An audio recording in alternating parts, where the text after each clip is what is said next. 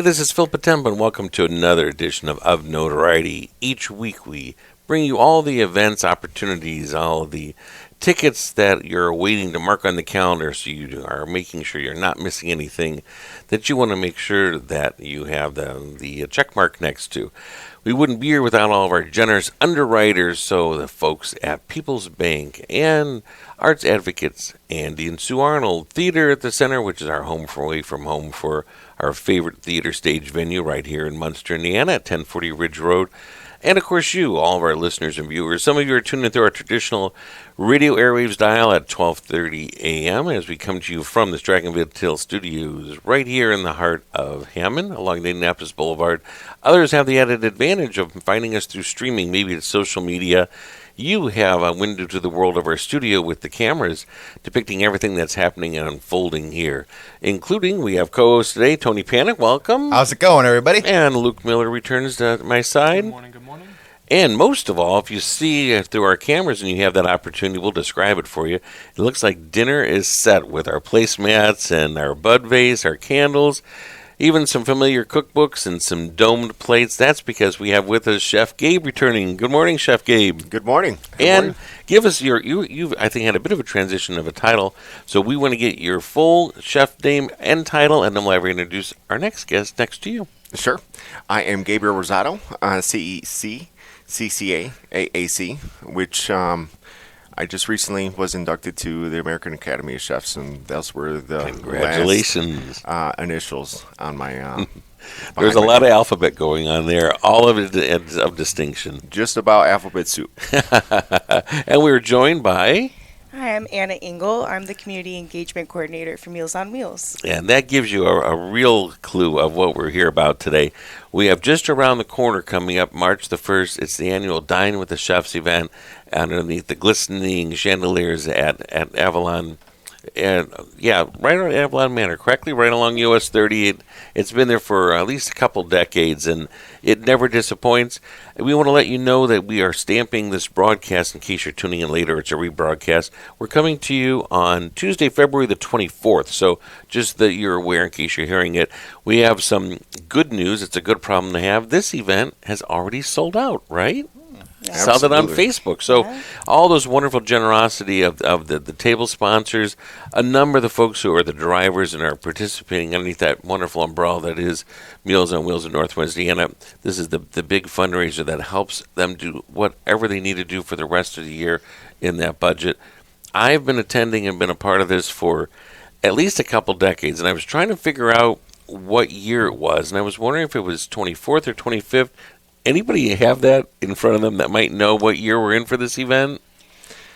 Well, this particular event, I know we've been helping out for over 20 years. I don't exactly have the specific year number, but we're always happy to help out with this specific event. It's just so many chefs coming together for one great cause. So and it's tricky because you put the pandemic in there, and that was a year where I think it was delayed a little bit, but they still had the event. So it's hard to rack up that number.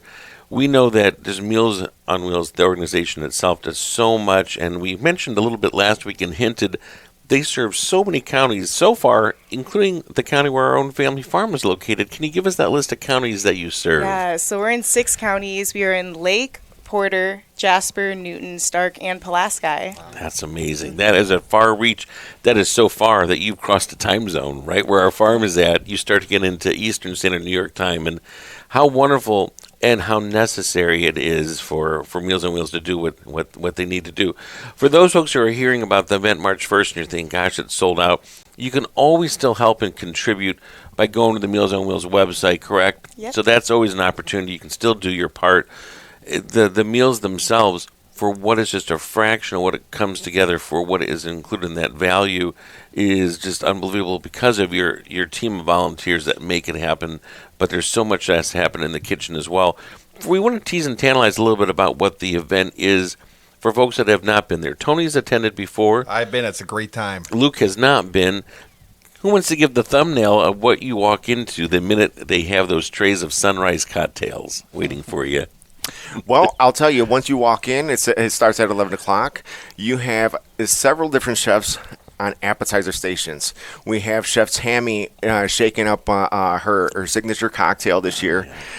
So, of course, it's a nice spread of different, really unique chef curated appetizers to start off with. So you make those rounds. This is a huge, just cavernous space, and there are the food stations that are happening, and that's just for the appetizers and the browsing and the cocktail hour. As I mentioned, Sunrise Cocktails, and Chef Tammy's there. Usually there's also trays for those folks that just want lemonade. There's lemonade, but usually Bloody Marys are a signature drink you can find, or you can get your hand on a mimosa. Make your way to those chef stations. And also, silent auction is happening at the same time, right? Yes, yeah. So I'm excited to talk about our silent auction this year. We had so many small businesses show up for us in huge ways this year. So it's hard to pick one specific thing, but we have like family excursions in there, whining and dining all over Northwest Indiana, sports packages, beauty, health, and wellness. So there's something for everybody. That's great. Yeah, last week I think we had Melissa on, one of your colleagues, and she sort of hinted. She said, with our silent auction, we've moved away from some of just the ginormous gift baskets and a lot about experiences, because folks want to get out there, they want to roll up their sleeves, see what it's like. So that's great. It's a lot of excitement that awaits right around the corner. Once that browsing and noshing and grazing part is done for the appetizers and the hot hors d'oeuvres, you make your way to the table. The MC will round you up, get you to your assigned table, and then it really starts, right, Chef Gabe? Absolutely. So we're going to have a preset charcuterie box for you that is sponsored by Blue Chip Casino. So we have removed the salad course, so that's going to be replacing the salad course this year. And then we're going to go straight into fish, okay? Okay. Our fish / pasta course is being taken care of by Gamba Ristorante. So we would certainly go into our intermezzo, which this year, Meals on Wheels director, Chef Amelia, is taking care of our intermezzo. So we're excited about that. And then, of course, we have Rosebud. Rosebud with Chef Steve and Chef Brian stepping it up. That they're going to put out a really nice Sunday gravy type of meal. I certainly seen the details, so I won't share those right now. You're going to have to just come out and check it all out. Make sure to come out and enjoy. Would you say, Chef Gabe, it's a marathon of food, not a sprint? Because the appetizers, you got to pace yourself, right? Because you want to get to those main courses. Absolutely. And then we're going to finish it off with some nice sweet treats, right? Yeah. Chef Jenny and Chef Jade will be serving up the dessert as always. But now you're talking Luke's language. Oh, exactly. I mean, that's right, my love language. How many chefs are participating in the event this year, Chef? Oh, we have just about, I want to say 14 chefs altogether. We have 9 on appetizers plus an addition with Chef Tammy shaking up those cocktails. And then we have roughly about an additional 5 chefs taking care of the courses. And again, and Chef is being humble here, kicking dust, and that, yes, there are those 14 head folks, but you've brought your own teams with you as well. I've seen the action stations happening in that kitchen. It's a flurry, or in that boardroom where they're trying to prep the dessert. So you've got major names from throughout our region. We tossed out Chef Tammy from Asparagus. So, and of course we have Chef Gabe, his Umbrella Hartsville Village, where it is an amazing assisted living and retirement facility that is unlike any landscape I've ever seen. And any time I've dined there, and Tony and I always talk about, one time we were there and they had lake perch. It's just not something you find on the menus at any other place anywhere around here. So I'm ready for retirement right now. I'll tell you, Lake right. Perch, it's somewhere up in the 20s as far as dollars per pound. Mm-hmm. So it's certainly a really nice treat that we don't serve too often, but of course, we find ways to incorporate some really nice, unique items into our menu. Chef Gabe, we crossed paths when the Munster Chamber had one of their events there. This is going back a few months, and you did an incredible salad, I remember, that was just phenomenal, and you did a cooking demo at the same time, so we had a bit of a bonus as we were being able to dine during our meeting. So that was always welcome and wonderful hospitality at Hartsville Village, and it's a huge campus of its own. So we mentioned Chef Gabe. Over the years, the casinos, I have to say, have always been very generous. A lot of times they'll kick it up a notch, and they would help with maybe that steak course or the fish course. So we're grateful to all of those different entities, not just this year, but over the years that have been a part of the sponsors. I know it's a long list. That day we'll be shouting it from the rooftops, won't we? On the screens, in all the messaging and the branding and the billing from the minute you walk in and get that silent auction. Now we have to ask at least one tough question here. It's that Larry King, Joan Rivers type question. Looking back, was there ever a course that one of the, because again, they're all helping out with each of the courses, so even though they might sponsor a certain thing, they roll up their sleeves and they work with a lot of camaraderie to get everything out hot, and it's amazing. The servers there are terrific at Avalon, but one of the things I'm curious about, was there ever a course over the years that seemed like a good idea when you're doing the planning, and now you look back, and even that chef might admit, no, never again. That was too high maintenance. It was too fussy.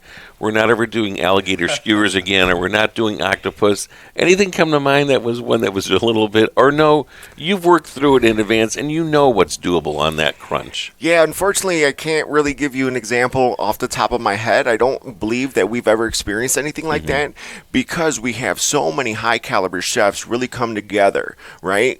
Really working with each other. It's that collaboration, really. And, of course, if there's something that is thrown out on the table that, we're unsure of, or how we're going to execute it, how many people we actually have in the kitchen at that time, we'll work through those issues at that point and then come up with the best route to go, Sure. the best direction. But usually, we have so many really talented chefs that bring their A game, and it's always a fun time in the kitchen, just sharing, rubbing elbows with these chefs, because you don't really get to do that so often, Sure. right? Everybody's the top chef at their own location, so to have everybody come together for this specific event is really something special. And this is a chance to give a shout out for that chef's organization. Give us a little bit of background on that. Sure, yeah. So I am the chapter president for ACF Chefs of Northwest Indiana. We are one of over 170 chapters throughout the United States. We really focus on certification, competitions, and really just continuing education. We really try to help each other be the best versions of ourselves. So if you're interested in the ACF Chefs of Northwest Indiana, if you're a food industry professional, chef, student, anything, please reach out. We'd certainly love to, connect with you and really work with you. And it's been around. It goes all the way back to the years when we started at Radisson Star Plaza. I can remember the head of dining services being a part of this organization. So it has, and it certainly has grown over the years as well. We need to do our commercial shout out for the website and information for Meals on Wheels. Someone that's saying, I just retired. That's what I could do. I can help deliver meals. How do we get involved? So you can go to MOWNWI.org, and you could either sign up there online for volunteering, or you can go ahead and give us a call, and that would be 219-756-3663. Okay, very good. Other questions? Well, I brought up with Melissa last week, Meals on Wheels, it's a lot about that human interaction, too. Absolutely. You're talking to the folks you deliver food for, Yeah. so that's just great all around. Gabe, your face is out there all over the region. You're a top chef. Have you ever thought about, going on one of these reality shows and maybe trying to beat Bobby Flay or anything like that? I have thought about it. I actually had Food Network reach out a couple years ago, and it was for the Chef Grudge Match show. And I needed to kind of bring somebody along that I worked with, and it was going to kind of be like somewhat of a grudge, like, hey, we used to work together. Yeah. You're better. No, I'm better. And, but it never really worked out. But I'm keeping my options open in that regard. Chef Hugo didn't want to do it. It was going to be a Chef Hugo from our Performing Arts Center. We can do that. We're just teasing. Both of these chefs are too nice to be on reality TV. have any enemy. They want a lot of drama and theatrics. Do you and have a favorite Neither chef would be good. celebrity chef like Gordon Ramsay or anybody like that you like, or growing up? Well, I'll say Thomas Keller, Marco Pierre White, Gordon Ramsay, they're all inspirations, in different ways. They're so talented, but they take a different approach. And Thomas Keller, the biggest thing is cooking is nurturing to him, So and when I listened to that, it really resonated, with the love that we pour into everything that we make, right? You know, food is our love language. So this is the best way that we can express ourselves as chefs and really, utilize our skills in a really good way. Nice. We're going to throw it back here to the gala that's coming up on Sunday. How much money has been raised for it over the years? Over the years, I'm not sure Millions. what that's. Well, last year was a new would record, be. and they've set the bar higher for another record, I hear, for this year. Is that right? Yep, and we keep breaking the records, keep growing. So Let's Yeah. say exciting. you're going to keep breaking records. Yeah, and absolutely. Last year specifically, I think it was over 180,000. That's what it was. You know, I looked at we my ha- column. Yep. Yeah, we had just about 450 guests, which this year is 450 again. So we maxed out at that top number, and with the silent auction, they're actually opening it up to make it live today, later on Yes. today. Okay. So Yeah. if you want to highlight that, you're going to be able to purchase any, bid on any of those silent auctions throughout the week, and you don't necessarily even need a ticket. That was the text that came to my cell phone, right? Yes, All so right. that link should be going live this afternoon, and we'll be posting photos and thank yous to all of our different sponsors throughout the week on our social media, so you'll be able to check it out there as well. I gotta So, say, yeah. people take these auctions seriously Yes. because you're trying to outbid at the last moment. There's a technique to it, isn't there? There is. I know that we had a lot of folks last year, like right before the cutoff, somebody outbid them, so they were quite disappointed. So it goes all the way up until the last minute. So That's Yeah. always Tony's tactic, going to the last second. yeah. Well, he was mentioning about who some of your food idols are. You're young enough that you are part of the Food Network generation.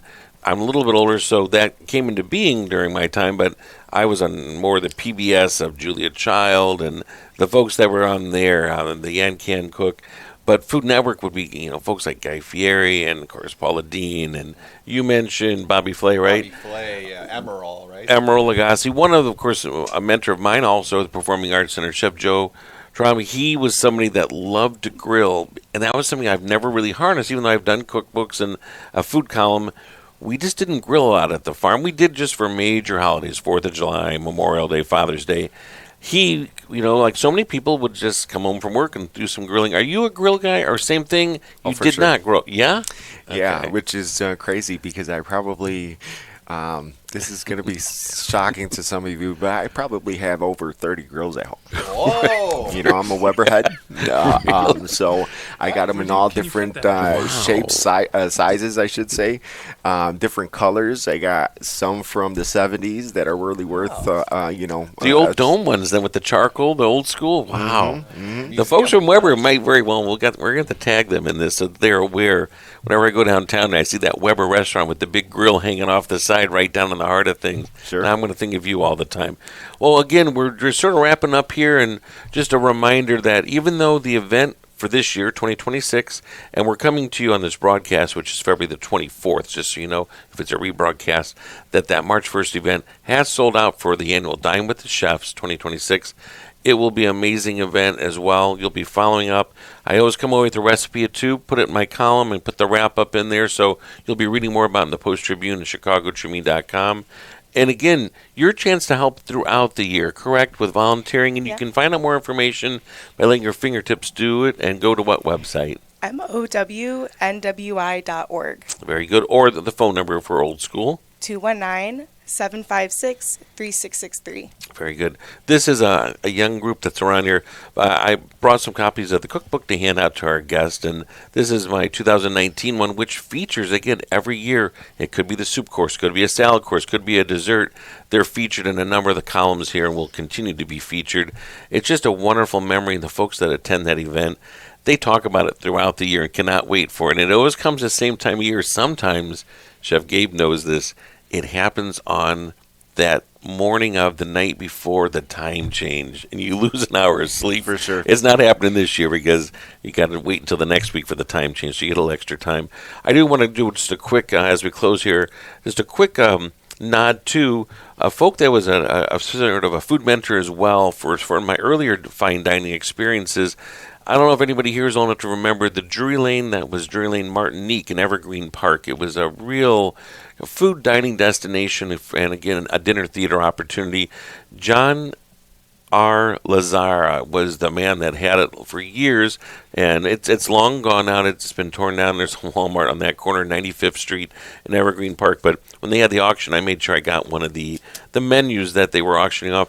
He passed away. He had retired down to Palm Beach, Florida in his 70s, passed away last week. So a nod to him. That was the first time, Chef Gabe, I remember being plucked from a farm as a young reporter, because that was some of the first folks I'd ever interviewed that were notable in 1991, 92, 93. I'd never had béarnaise sauce before, and it was served on one of their skirt steaks. I'd never had baked Alaska before, which, let's see, what is baked clue. Alaska, I have Luke? No idea. I'm What is guessing baked something Alaska? This No. type of- I don't Our know. producer, Adriana, baked Alaska, has any idea? Nope, can't Google it. How about here? Oh, Chef, Oh, wow. will you educate us so we don't have to do Yeah, Wikipedia? please. Absolutely. Well, it's certainly some ice cream, right? That is coated with a nice whipped meringue, and it's torched basically, so it's nice and flambéed on the outside and a little toasty. I get it now. Yeah. Yeah. Might need to have a little of that at the gala. Chef Joe Trauma, he would make it because it was one of the things I think that they had to learn a lot of times in school, and he would say it was served a lot on cruise ships. It was because there's this presentation to it where, again, you're taking very cold, hard frozen ice cream, that's key, and then you're covering it with that whippy meringue like a meringue pie, and then either bake it real quick or you said torch it to get it to have that golden brown, and then to light it, Chef Joe said a lot of times they would save the little eggshells from the meringue, put an eggshell, fill it with cognac or something, light it, and then it would have a flame to it, and you could carry it out, make a big to-do, right? Yeah, you definitely need that alcohol content to get that flame going. So for the folks at Drury Lane Martinique, thank you for the first Baked Alaska experience, and a nod to the wonderful John R. Lazar, who did so much for our entertainment community, and also our nods to our folks and friends at Meals on Wheels, and Chef Gabe for all that you do every day, as Tony said, be it the Chefs Association, Hartsfield Village, and just so many other hats that you wear. That's right, exactly. This will close our show for today. I'm your host, Phil Potempa of OfNotoriety. We look forward to seeing you for our next broadcast. And as we close, as we always remind, we hope you enjoy wherever your path may take you, may it be morning, afternoon, or evening.